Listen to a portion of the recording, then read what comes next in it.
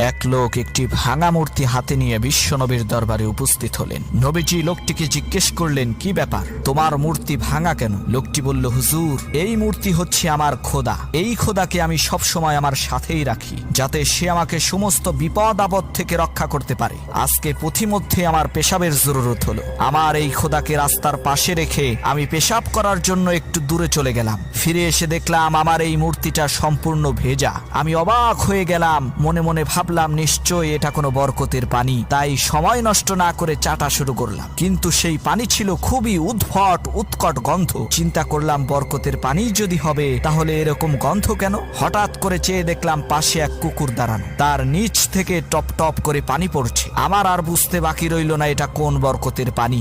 এক মুহূর্ত দেরি না করে খোদার ঠ্যাং ধরে এক আছাড় মেরে ভেঙে ফেললাম। এই দুর্বল অসহায় খোদা নিজেই বিপদ থেকে বাঁচতে পারে না, আমাকে কি করে বাঁচাবে?